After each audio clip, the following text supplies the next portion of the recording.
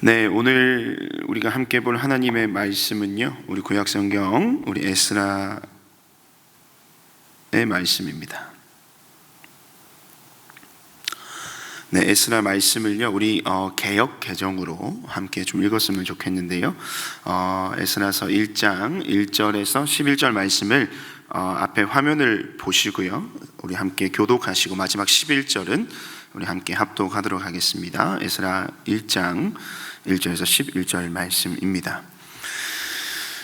바사왕 고레스 원년에 여호와께서 예레미야의 입을 통하여 하신 말씀을 이루게 하시려고 바사왕 고레스의 마음을 감동시키심에 그가 온 나라에 공포도 하고 조소도 내려 이르되, 바사왕 고레스는 말하노니 하늘의 하나님 여호와께서 세상 모든 나라를 내게 주셨고 나에게 명령하사 유다 예루살렘의 성전을 건축하라 하셨나니, 이스라엘의 하나님은 참 신이시라. 너희 중에 그의 백성 된 자는 다 유다 예루살렘으로 올라가서 이스라엘의 하나님 여호와의 성전을 건축하라.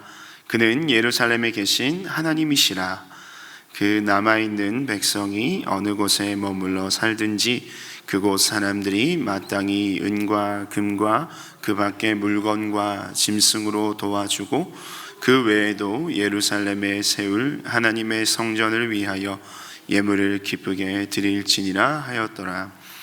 이에 유다와 베냐민 족장들과 제사장들과 레위 사람들과 그 마음이 하나님께 감동을 받고 올라가서 예루살렘의 여호와의 성전을 건축하고자 하는 자가 다 일어나니, 그 사람들이 은그릇과 금과 물품들과 짐승과 보물로 돕고 그 외에도 예물을 기쁘게 드렸더라. 고레스 왕이 또 여호와의 성전 그릇을 꺼내니 옛적에 느부갓네살이 예루살렘에서 옮겨다가 자기 신들의 신당에 두었던 것이라. 바사왕 고레스가 창고지기 미르닷에게 명령하여 그 그릇들을 꺼내어 세어서 유다 총독 세스바살에게 넘겨주니, 그 수는 금접시가 30개요 은접시가 1000개요 칼이 29개요 금대접이 30개요 그보다 못한 은대접이 410개요 그 밖의 그릇이 1000개이니, 함께 읽겠습니다. 금, 은 그릇이 모두 5400개라.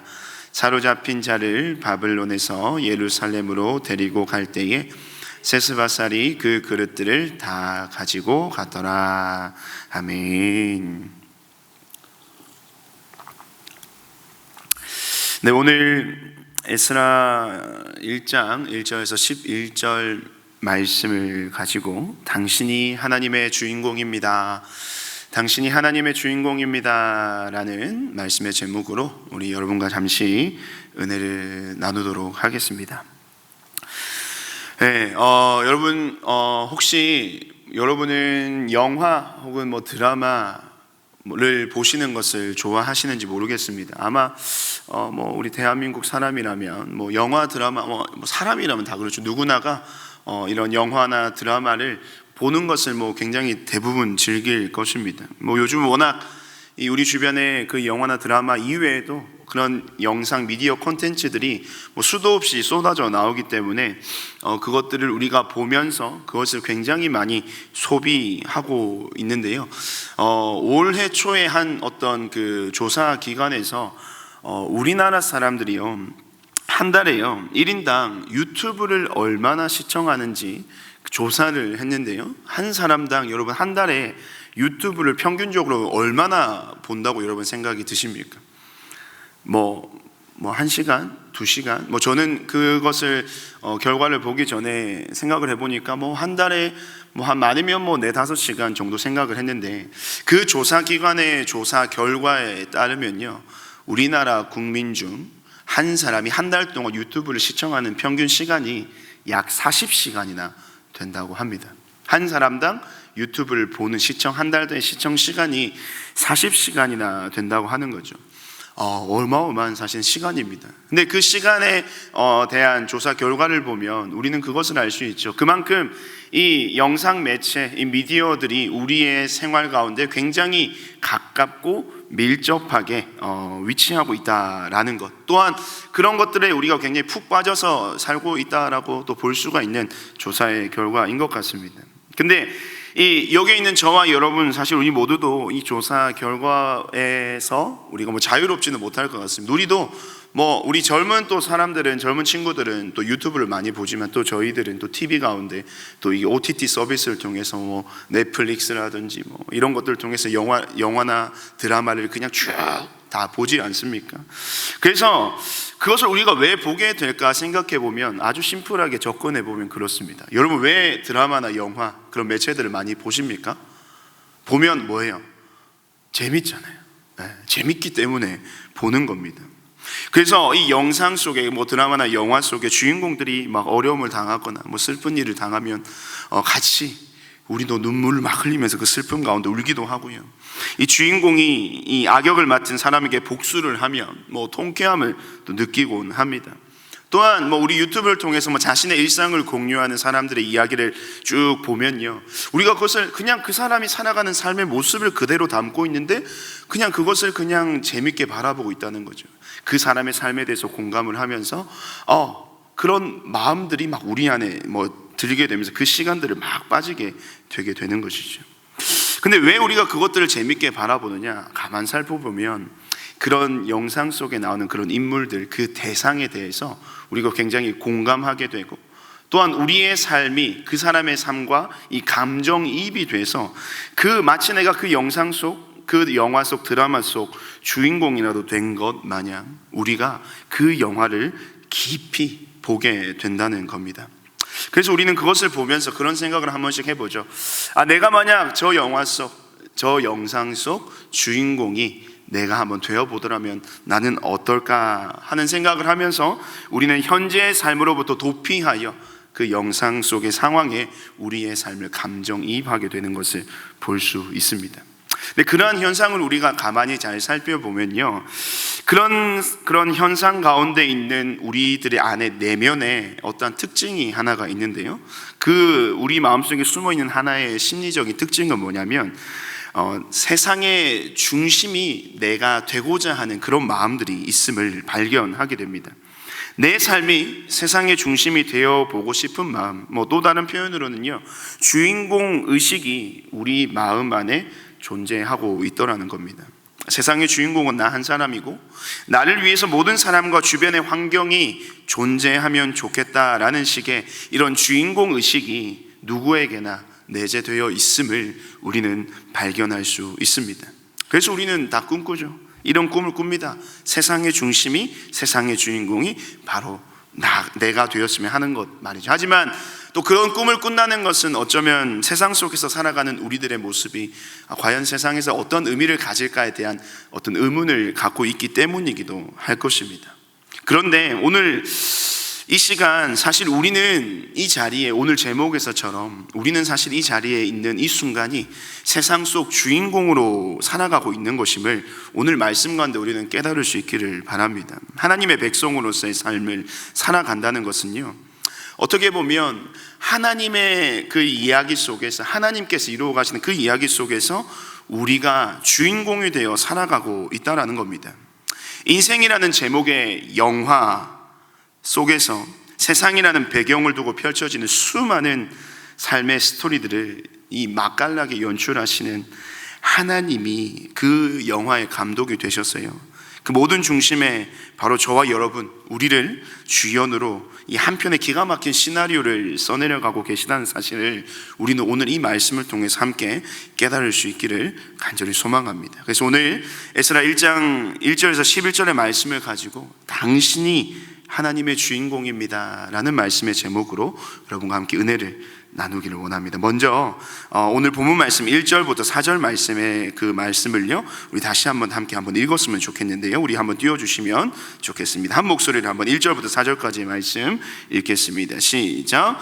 바사왕 고레스 원년에 여호와께서 예레미야의 입을 통하여 하신 말씀을 이루게 하시려고 바사왕 고레스의 마음을 감동시키심에 그가 온 나라에 공포도 하고 조소도 내려 이르되, 바사왕 고레스는 말하노니 하늘의 하나님 여호와께서 세상 모든 나라를 내게 주셨고 나에게 명령하사 유다 예루살렘의 성전을 건축하라 하셨나니 이스라엘의 하나님은 참 신이시라.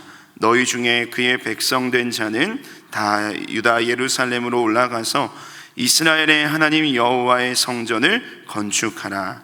그는 예루살렘에 계신 하나님이시라.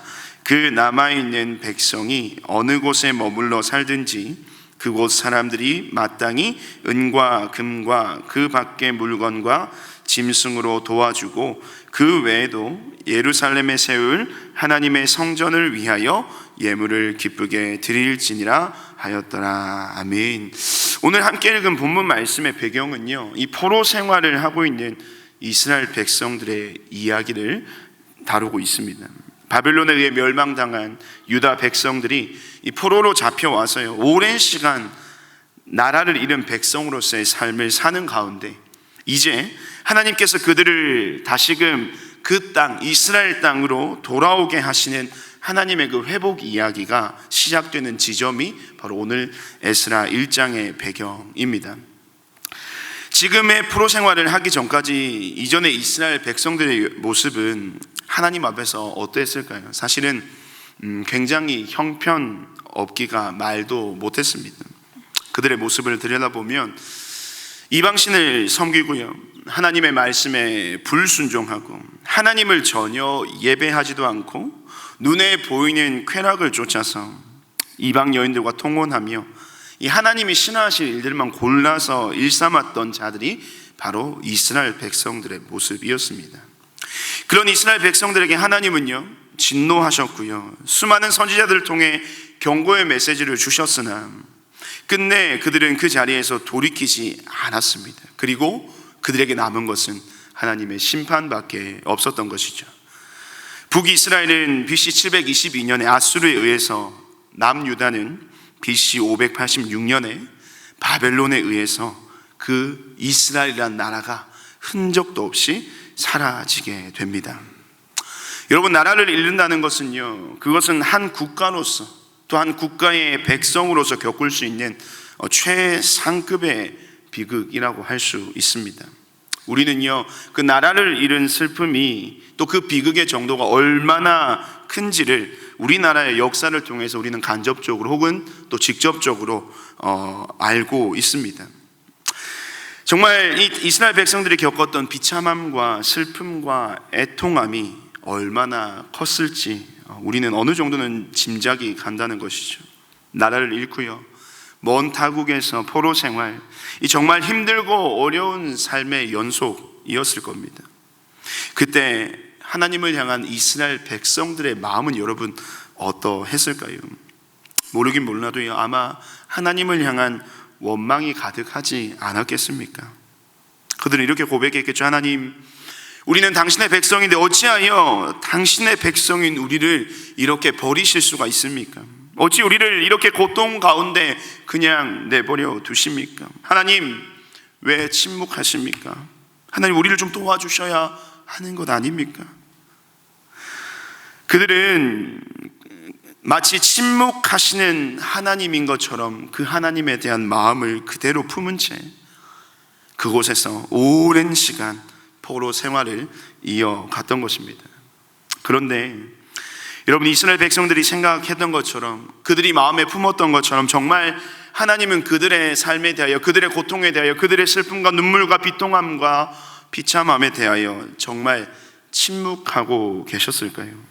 그들이 생각했던 것처럼 그들은 하나님으로부터 완전히 버림을 받았던 것일까요? 사실은 그렇지 않았다는 겁니다.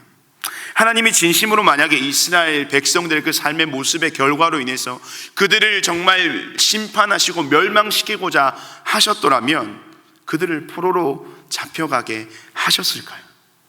만약 제가 하나님이라면, 제가 만약에 이스라엘 백성들을 택한 그들의 하나님이었다면 저는 그들의 지금까지 살아왔던 모든 삶의 행보의 결과에 따라 다 멸절시켰을 겁니다.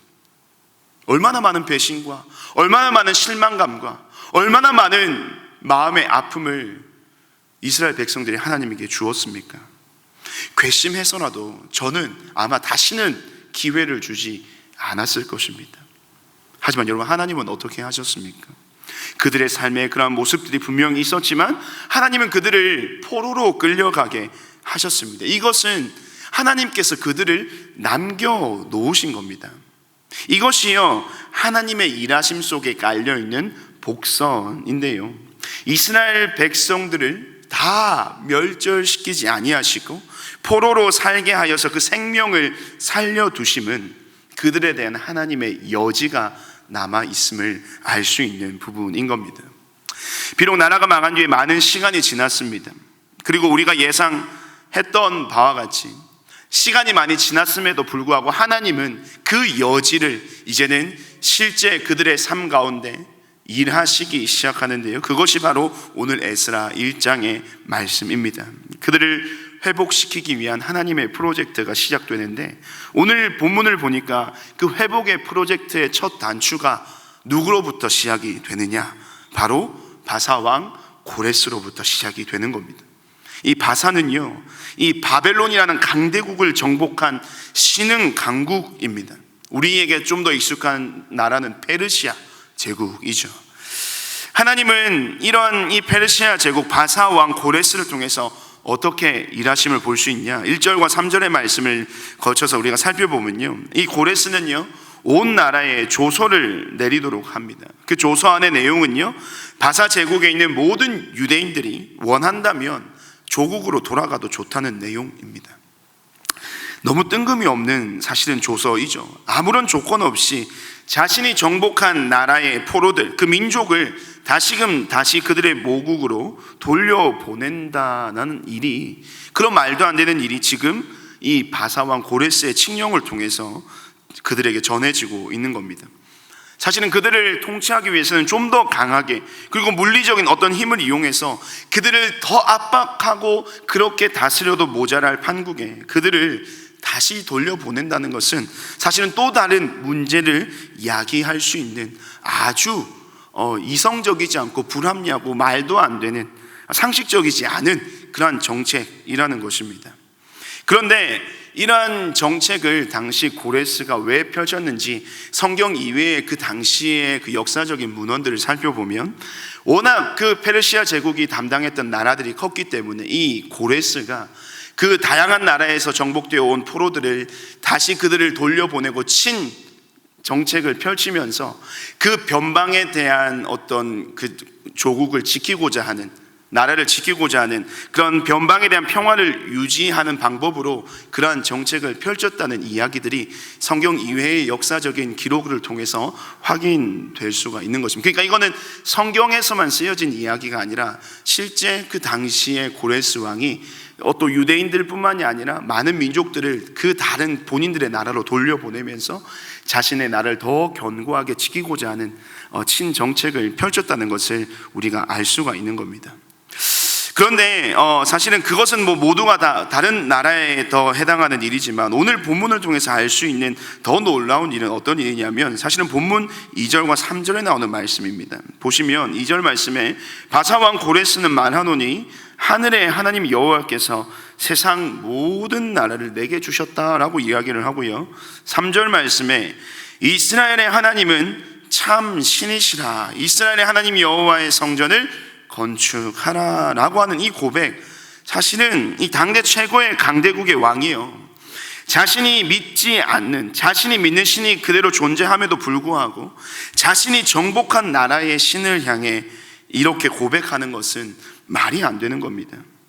현재 누리고 있는 모든 왕으로서의 권세, 부귀와 영화가 누구로부터 온 것임을 그가 고백합니까? 하나님으로부터 받은 것이고, 그 하나님은 참 신이시고 유일한 신이시라고 고백하는 겁니다. 이것은 하나님을 향한, 오늘 우리의 표현으로 따지면 하나님에 대한 고레스의 신앙 고백입니다. 이게 얼마나 말이 안 되는 이야기인고 하면요, 이 고대 국가 간의 전쟁은요, 사람과 사람 간의 전쟁이기도 했지만 그들이 믿는 신과 신들의 전쟁이었습니다. 이 승리한 나라의 신이 참 신이 되는 것이고, 그 신이 가장 상위에 있는 강력한 절대적인 신으로 여겨지던 사회가 이 당시의 사회였다는 겁니다. 그런데 당시 세상에서 가장 크고 강한 나라였던 바사왕의 입에서 어떻게 저런 고백이 나올 수가 있다는 말입니까? 여러분, 그 고백의 비밀은 바로 본문 1절에 있는데요, 하나님께서 고레스의 마음을 어떻게 했다고 표현하고 있냐면 하나님께서 감동시키셨다라고 이야기하는 것입니다. 그러니까 이러한 일은 하나님이 하시지 않고서는 절대로 그 당시에는 일어날 수 없는 비상식적인 일이라는 것입니다. 그러니까 하나님이 하지 않고서는 그런 일이 일어날 수가 없다라는 것이죠. 조서를 내리고요, 하나님을 향한 그런 신앙의 고백을 드리고, 또 우리가 아까 함께 읽었던 7절과 8절에서 나타나는 내용을 살펴보시면 유다를 정복할 당시의 성전의 기물과 그 전리품들을 다시 되돌려주면서 너희들의 그 성전을 다시금 새롭게 지으라고 명령하는 그 놀라운 일들 모두가 다 이 하나님의 감동, 하나님으로부터 시작되었다는 것을 분명하게 이야기해 주고 있는 것입니다. 당시 바사 제국은 여러분 세상의 중심입니다. 세상 모든 역사는요, 그 바사의 왕이었던 고레스의 손에 좌지우지 되었다고 말해도요 절대로 지나친 말이 아닐 정도로 이 고레스가 가지고 있는 그의 권세와 힘과 능력은 실로 어마어마한 것이었습니다. 하지만 그런 왕적인 권세가 자신에게 있었음에도 불구하고, 고레스에게 있었음에도 불구하고요, 하나님은 지금 그 고레스의 세상적인 모든 권세를 당신의 발 아래 두시고요, 세상의 모든 역사의 주도권이 하나님의 손에 있음을 친히 말씀하고 계신 겁니다. 그럼 하나님께서 그 고레스 왕을 통해서 그러한 일들을 이루시는 목적이 여러분 어디에 있다라고 볼 수가 있겠습니까?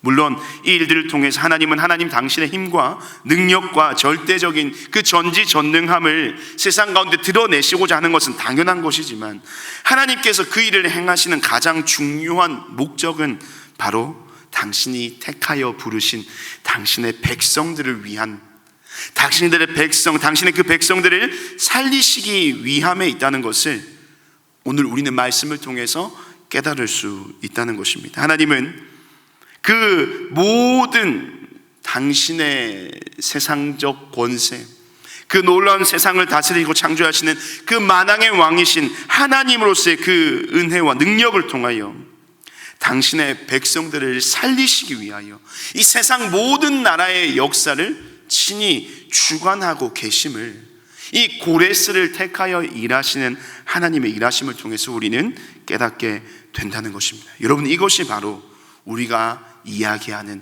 하나님의 섭리라는 것입니다. 나라가 멸망하고 기나긴 포로 생활을 지나오면서요, 이스라엘 백성들은 대부분 하나님에 대한 실망감과 좌절, 그리고 더 나아가서는 그 시간들이 길어짐과 동시에 그 하나님의 존재에 대해서 잃어버린 삶을 살아왔었다는 것이죠. 하지만 하나님은 그들의 모든 역사 속에서 침묵하시는 것처럼 보여졌지만 결코 침묵하지 않으셨고, 당신의 지혜와 그 능력과 거룩함으로 당신의 백성들을 지키시고 보호하시고 그들을 위해 끊임없이 일하고 계셨음을 말씀하시는 겁니다. 그리고 끝내 하나님은 그 이스라엘을 살리시고 회복시키시는 그 놀라운 구원의 은혜를 그들에게 친히 베풀어 주셨던 것이죠. 우리는 바로 이것을 일컬어서 하나님의 섭리라고 이야기하는 것입니다. 이 하나님의 섭리는 그러니까 결국 이 하나님의 섭리라는 것은요, 우리로 하여금 살게 하시는 하나님의 은혜인 것입니다. 하나님의 섭리란 우리를 살게 하시는 하나님의 은혜라는 것이죠. 하나님의 섭리는 넓은 의미에서는 이 자신의 피조물들을 지혜와 능력과 거룩함으로 지키시고 보존하시는 것이고요, 좁은 의미에서는 그 행위를 통해서 당신의 사랑하는 피조물인 그 인간들, 바로 저와 여러분들을 구원하시는 그 생명의 길로, 회복의 길로 인도하시는 하나님의 모든 행위가 바로 하나님의 섭리인 것입니다. 이러한 섭리를 통해서 매일의 삶을 살아가고 있는 저와 여러분들은 세상 속 주인공으로 살고 있는 것이나 다름이 없다는 것이죠. 왜냐하면 세상 모든 만물의 주관자가 되신 하나님께서 바로 이 당신의 사랑하는 자들인 저와 여러분들을 주목하고 계시고, 우리를 위하여, 우리를 날마다 그 놀라운 삶의 은혜, 생명의 은혜로 살아가게 하시기 위하여 세상의 모든 역사를 다스리시고 주관하고 계시다는 사실을 우리가 이 말씀을 통해서 알게 된다면 우리의 인생은 하나님 앞에서 주인공이라는 사실을 결코 부정할 수 없게 되는 것입니다. 우리의 삶에 대하여 그만큼 많은 관심을 가지시고 그만큼 많은 하나님의 열심과 하나님의 노력과 하나님의 애씀으로 지금까지 우리의 삶을 지키시고 보호하시고 그 생명의 길로 인도하시는 그 하나님이 나의 하나님 되심으로 인하여 그 귀한 진리가 오늘날 이 땅을 살아가는 저와 여러분의 삶 가운데 놀라운 하나님의 위로와 하나님의 격려와 하나님의 은혜로 고백되는 귀한 이 시간이 되기를 간절히 소망합니다. 그런 하나님이 우리와 함께 계시다는 겁니다. 그런 하나님이 지금도 여전히 우리의 삶을 살리시기 위하여 일하고 계시다는 겁니다. 그러한 은혜가 지금 이 말씀 속에 나오는 이스라엘 백성들을 향하여 흘러가고 있고, 그러한 은혜가 여전히 이 세상을 살아가는 저와 여러분을 향하여 흘러 넘쳐나고 있음을 우리가 기억해야 한다는 것이죠. 그렇다면 그러한 하나님의 섭리를 믿고 또 그러한 우리의 삶에도 동일한 이 회복의 역사가 일어나기를 기대하며 꿈꾸는 저와 여러분은 오늘 이 말씀을 통하여 어떤 우리의 삶 가운데 구체적인 행함을 가져갈 수 있겠습니까?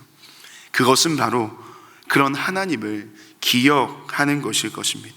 여러분, 오늘 우리가 이 말씀을 통해서 우리가 반드시 우리의 삶 가운데 붙들어야 할 두 가지 중요한 것은요, 첫째는 우리가 신실하신 하나님을 기억하며 살아가야 한다는 것입니다. 우리의 인생에 대하여 신실하신 하나님을 우리는 날마다 기억해야 한다는 거예요. 앞서 본문에서 나타나는 이 모든 회복의 역사는 이 하나님의 섭리라고 하는 것으로부터 우리가 시작되고 이루어져 가는 것임을 살펴보았습니다. 그런데 하나님은 그 섭리를 어떤 근거로 우리에게 이루어 주시는가? 오늘 본문 1절 말씀을 다시 한번 보시면요, 이 바사왕 고레스 원년에 여호와께서 예레미야의 입을 통하여 하신 말씀을 이루게 하시려고 바사왕 고레스의 마음을 감동시키시고 그가 온 나라에 공포도 하고 조서를 내리게 하셨다라고 이야기하고 있습니다. 그러한 놀라운 회복의 역사, 그러한 섭리의 근거는 바로 무엇입니까? 바로 하나님의 약속의 말씀, 예레미야의 입을 통하여 하신 그 약속의 말씀을 그들에게 이루어 주시기 위해서, 그것을 그냥 말로만 끝나는 것이 아니라 그 약속의 말씀이 그들의 삶 가운데 실제가 되게 하시기 위하여 그 말씀을 근거로 하나님은 일하신다라는 것입니다. 그 말을, 예레미야 말, 어떤 말입니까? 예레미야 29장 10절의 말씀 보면 이런 말씀이 있습니다. 여호와께서 이와 같이 말씀하시니라. 바벨론에서 70년이 차면 내가 너희를 돌보고 나의 선한 말을 너희에게 성취하여 너희를 이곳으로 돌아오게 하리라. 예레미야를 통하여서 이스라엘 백성들에게 주신 말씀입니다. 이 말에 의하면 유다 백성들은 바벨론 왕을 70년간 섬길 것이고 그 후에 다시 이곳으로 돌아오게 하실 것이라는 그 하나님의 그 약속의 말씀이 지금 이 에스라 때에 와서 성취되고 있는 것입니다. 하나님의 섭리는요, 이런 하나님의 철저한 계획 속에서 이루어지는 약속에 근거한 역사라는 것을 보여주는 것이죠. 이것은요, 우리의 믿음과 신앙, 또 우리의 믿음과 신앙의 삶, 우리의 삶 또한 바로 이 약속의 말씀에 근거하는 것입니다. 만약에 이런 하나님의 약속의 말씀이 우리에게 없었다고 한다면 지금 우리의 믿음 있을 수가 없습니다. 또 우리가 함께 고백하는 하나님의 섭리란 존재할 수가 없다는 것입니다. 하나님 나라의 역사는 바로 이 약속, 조금 더 성경적인 표현으로는 언약에 기초하는 것입니다. 그 언약을 따라서 하나님은 아브라함에게 놀라운 하나님의 약속을, 그 민족을 이루어 주셨고요, 그 언약을 따라서 모세와 여호수아를 통하여 하나님은 가나안 땅을 정복하게 하셨습니다. 그 언약을 따라서 죄인된 인간을 살리시기 위하여 독생자 예수 그리스도를 우리에게 보내주셨고요, 그 언약, 그 약속을 따라서 부활하신 예수님을 통해 온 성도가 다시 오실 예수 그리스도를 기다리며 오늘날 그 부활 소망을 따라 살도록 하셨다는 겁니다. 그 약속의 말씀을 신실하게 이루어 주실 것이라는 그 믿음을 가지고 살아가는 자들에게 하나님은 당신의 약속의 말씀을 반드시 이루어 주신다는 거예요. 그래서 오늘 이 말씀을 통해서 우리가 기억해야 될 것, 바로 이런 신실하신 하나님, 약속된 말씀을 반드시 우리의 삶 가운데 하나님의 당신의 때에 이루어 주시는 그 하나님을 우리가 기억해야 한다는 것입니다. 포로된 당신의 백성들을 향하여 침묵하지 않고 친히 섭리를 행하심으로 주신 모든 약속을 이루어 주시는 분이 바로 저와 여러분의 하나님 되심을 여러분 기억하시길 바랍니다. 그리고 둘째로 우리가 기억해야 될 것은 바로 지나온 역사를 기억해야 한다는 겁니다. 영국의 유명한 역사학자인 토인비는요, 이런 이야기를 남겼습니다.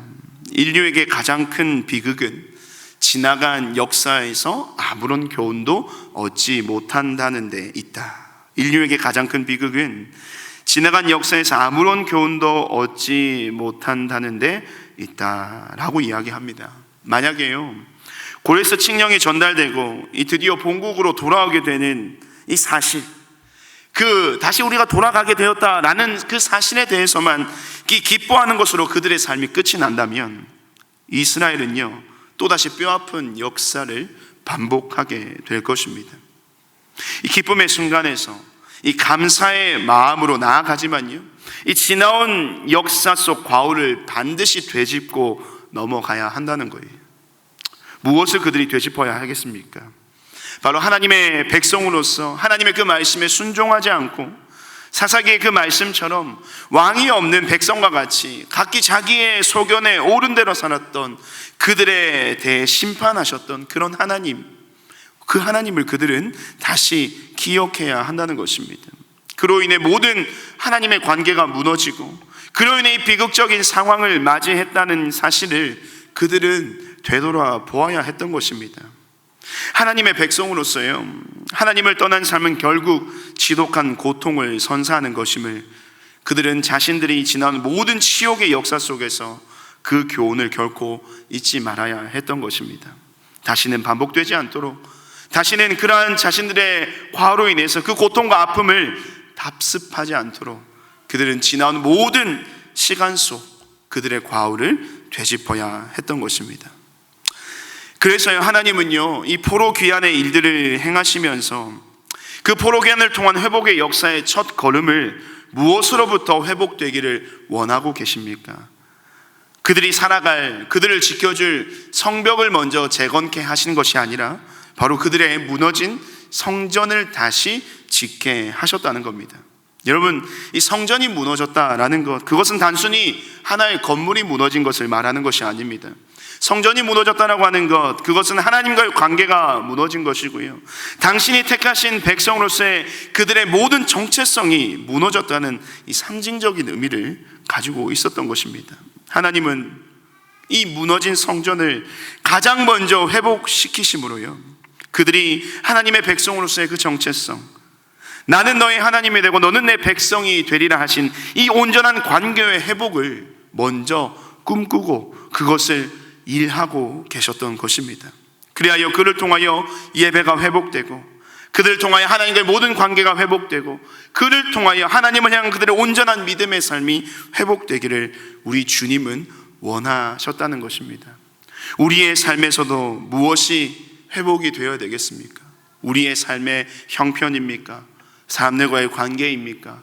수많은 우리의 삶을 둘러싸고 있는 우리 주변의 환경이겠습니까? 아닙니다. 오늘 이 말씀을 통해서 우리가 기억해야 할 것은, 하나님께서는 우리의 삶에 먼저 회복되기를 원하시는 것은 우리의 삶의 어떠함이 아니라 바로 우리의 하나님 앞에서의 온전함이 먼저 회복되기를 원하고 꿈꾸고 계시다는 겁니다. 멈춰버린 우리의 기도, 식어버린 예배를 사모하는 우리의 마음, 기쁨이 없는 우리의 찬양의 고백, 세상 사람들과 구별됨이 없는 우리의 삶이 다시금 하나님 앞에서 온전히 회복되기를 원하고 계신 겁니다. 그래서 하나님은 저와 여러분을 오늘 이 자리로 불러주셨습니다. 하나님이 부르신 이 자리에서 저와 여러분의 삶의 예배가 하나님을 향한 우리의 온전함과 순전함이 회복되기를 원하고 계십니다. 바로 이 자리가 우리의 멈춰버린 기도와 우리에게 식어져버린 모든 찬양과 하나님을 향한 간절한 열망이 다시금 회복되는 귀한 은혜의 자리가 되기를 간절히 소망합니다. 하나님께 갈급한 심령으로 그 간절함으로 간구하는 그 성령의 충만함을 맛보게 되는 그 은혜의 자리가 우리의 예배의 자리가 되기를 간절히 소망합니다. 하나님의 백성으로서 하나님과의 관계가 회복되고 그 정체성을 새롭게 세워나가는 귀한 은혜가 저와 여러분의 예배 가운데, 말씀의 자리 가운데, 은혜의 자리 가운데 날마다 넘쳐나게 되기를 간절히 소망합니다. 여러분, 그래서 오늘 우리가 기억해야 될 것은 그것입니다.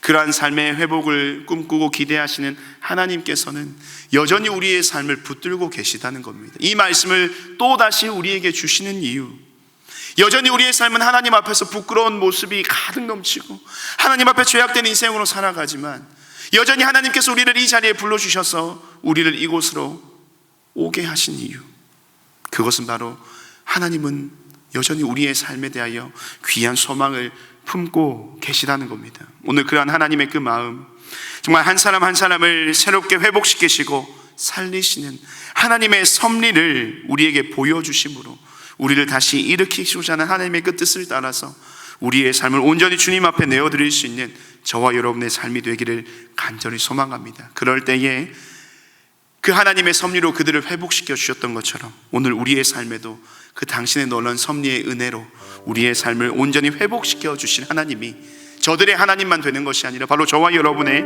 삶의 하나님 되실 줄로 믿습니다. 우리 시간 그런 하나님의 우리를 향하는 간절한 그 마음을 기억하면서요, 우리 아까 함께 불렀던 찬양 함께 고백했으면 좋겠는데요, 우리 비준비하신이라는 찬양 우리 다시 한번 함께 고백합시다. 그리고 우리의 삶을 그 당신의 섭리로 은혜로 이끌어 주셔서 결국 우리의 삶을 온전케 하시고 우리의 삶을 당신의 은혜로 충만케 하시며 하나님의 자녀로 백성다운 삶을 살아가게 하시는 하나님의 그 부르심을 기억하면서 우리가 함께 기도하고 찬양하며 나아가기 원합니다. 우리 비준비하시니 우리 함께 찬양하며 나아가겠습니다.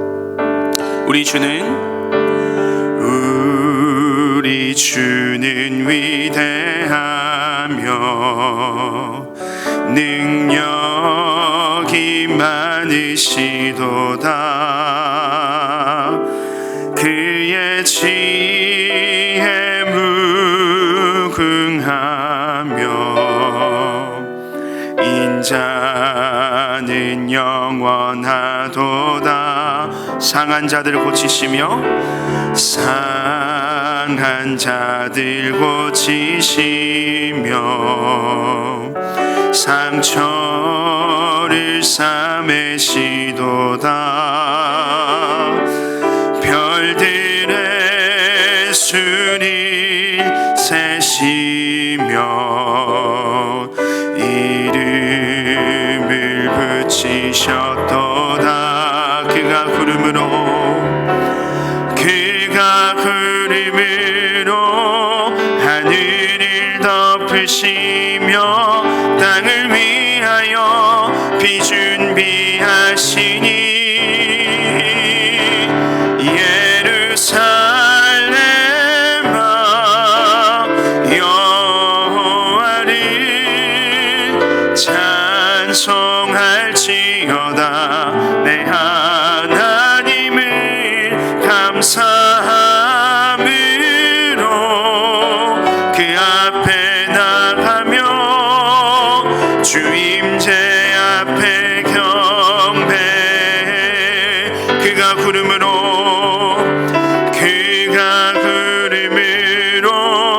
하늘을 덮으시며 땅을 위하여 비준비하시니 예루살렘아 여호와를 찬송할지어다. 내 하나님을 감사함으로 주 앞에 나가며 주 임재 앞에 경배.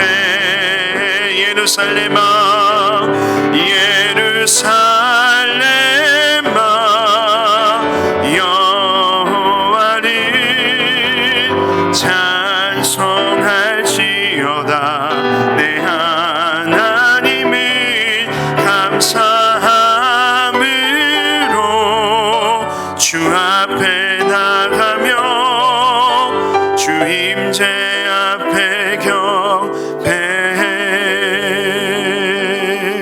아멘.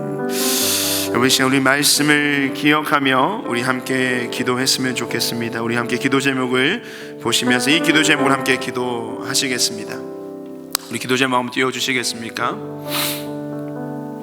오늘 우리 주신 말씀 앞에서 우리 함께 이렇게 기도했으면 좋겠습니다. 나의 삶에 대한 하나님의 마음과 또 하나님의 뜻을 분명하고 명확하게 알기를 원합니다. 약속하신 말씀대로 모든 것을 이루시고 모든 것을 행하시는 신실하신 하나님을 나의 삶의 순간순간마다 기억하며 살아갈 수 있는 우리의 삶의 시간들 되게 하도록 기도합시다. 삶의 모든 순간이 하나님의 섭리 아래 있음을 믿고 기억하는 나의 삶이 되게 하여 주시옵소서. 그리하여 결국 나의 모든 삶이 하나님 앞에서 더욱더 온전하여지고 하나님과의 관계가 말씀과 기도와 찬양과 주님께 드리는 예배 가운데 온전하게 세워져서 진정으로 주님께서 원하시는 우리의 삶의 하나님의 백성으로서의 온전한 회복이 그 모든 우리의 삶의 고백과 간구와 주님 앞에 드리는 모든 우리의 입술의 고백을 통해 우리의 삶을 통하여 온전히 회복될 수 있도록 주님께서 나의 삶을 붙들어 주시고 더욱더 하나님의 말씀에 합한 자로 세워 주시옵소서. 주님을 날마다 기억하는 나의 인생 되기를 원합니다. 주님만을 온전히 의지하며 나아가는 나의 삶이길 소망합니다. 여전히 나의 삶에 침묵하지 않으시고 나의 삶을 위하여 지금도 구슬땀을 흘리시며 애쓰시는 그 주님이 나의 하나님 되심을 내가 믿게 하여 주시옵소서. 우리 함께 한번 주신 말씀을 기억하며 우리 함께 자신의 삶을 두고 기도하며 나아가겠습니다. 기도합시다.